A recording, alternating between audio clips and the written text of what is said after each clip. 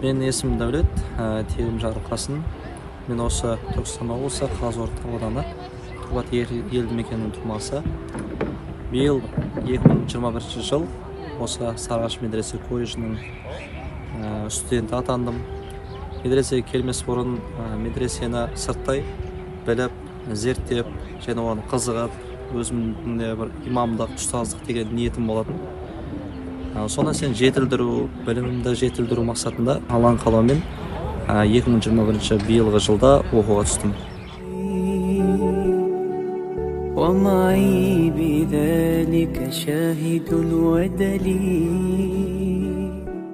Мектеп қабырғасын аяқтағаннан кейін 2015-те мектепті аяқтадым. Одан Алматы қаласында жоғарғы оқу орнына түстім. Ол оқу орнында соңғы жылдарда, яғни 4 жыл оқу орын болатын.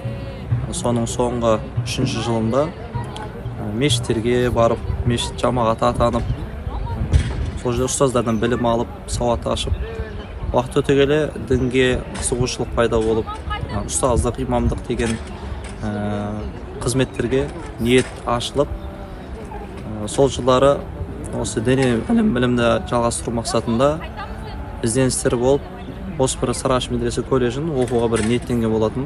Оқуды аяқтаумен, Алланың қалауымен осы медресеге келіп құжаттар тапсырып, арнайы өзінің емтихандарына, сынақтарынан Алланың қалауымен сүрінбей өтіп, ұстаздардың дұрыс пікірін алып, Алланың қалауымен оқуға түстік. Қазір міне бірінші курс атанып отырмыз. Әне міне дегенше бір семестрдің өзі аяқталып қалды. عليك يا حبيب الله.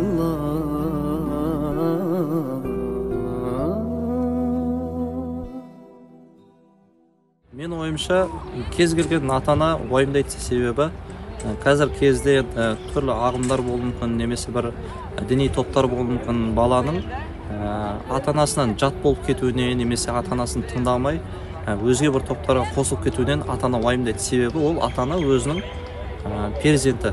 Мысалы, кез келген ата-ана баласының дұрыс емес жолға түскенін қаламайды, және ата-анасына жаман ат келтіргенін қаламайды. Сондықтан, егер мен де ата-ана болған жағдайда баланы қайда жүргенін, немен айналысып жатқанын қадағалайтын едім. Сол мақсатында менде де отбасымда болды.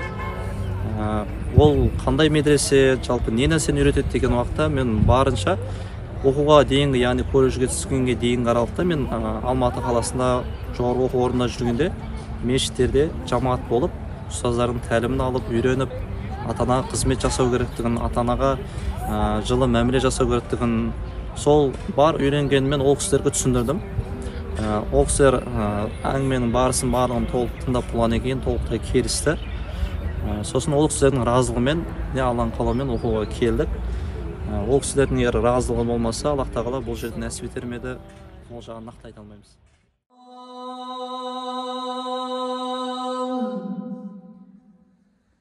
أشهد أن محمدًا رسول الله.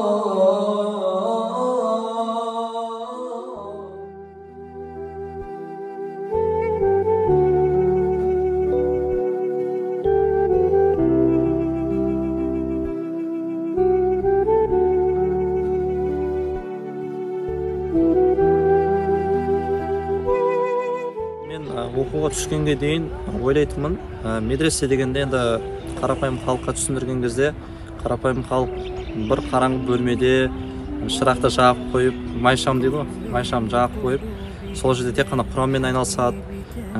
Олар бір былай айтқанда мәсі калош дейді ғой, соны киіп, үстінде сәлдесі, басына сәлдесі бар, үстінде шапаны бар, бір тозған, бұрынғы қалыптаған ел ретінде, адам ретінде көреді. Мен медресе түскелі бері ona сенің бұрыс пікір екендігін түсіндім. Әрине, қазіргі таңда мен өзімен бірге жанында білім алып жатқан шәкірттердің саны 20-ға жуық. Олардың барлығы жан-жақтан келген. Мысалы, Батыс Қазақстаннан, солтүстіктен, шығыстан, пайғамбар хадисі бар ма? Білімді Қытайда болса да алыңдар деген. Сол секілді, егер олар да сондай бір ықыласпен келгендіктен, ол балдардың сол ілімді, білімді алуына бір ниетпен келгендігін білдіреді. және менің жанымдағы жолдастарымның ішінде де әрине иманы шамалы әлсіздеу болып, немесе бір ықыласы төмен болып, ата-ананың себебімен немесе ата-ананың бір мәжбүрлеуімен келген балдар да болуы да мүмкін. Бірақ та көпшілігі өзінің ықыласымен келеді. Және ықыласпен келгеннен кейін ол жерде бәсеке, Құранға деген ықылас, немесе бір дәрістерде сабақ айтуға деген бірін-бірін жарысу деген нәрселер болады. Оның да біз үшін пайдасы өте көп. Себебі бәсеке бар жерде нәтиже жақсы болады.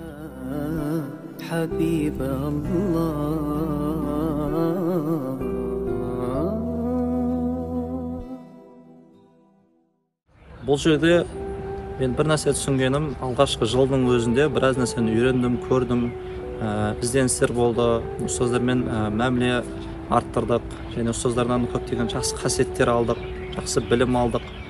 Әлі де алу үстіндеміз, иншалла. Бұл жерде бітіргеннен кейін де жоғары оқу орындарын жалғастырып, дін жолында еңбек етеміз деген нық сенімді ниетпен келдік, Аллаға шүкір. Енді ол кісілерден аларымыз әлі де көп.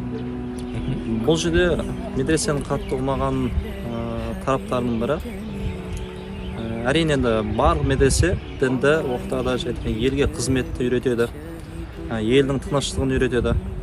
Бірақ та бұл жердің бір ерекшеліктерінің бірі тек қана біліммен шектелмей, мысалы спорт үйірмелерін, қарапайым университеттерде, жоғары оқу орындарында ұйымдастыратын дебат сияқты, пікірсайыс секілді нәрселерді дамытады. Себебі бұл имамдық, ұстаздық деген нәрсе тек қана мешітте уағыз айтумен немесе мешітте дәріс өтумен ғана шектелмейді. Яғни қазіргі 21 ғасыр дейді ғой.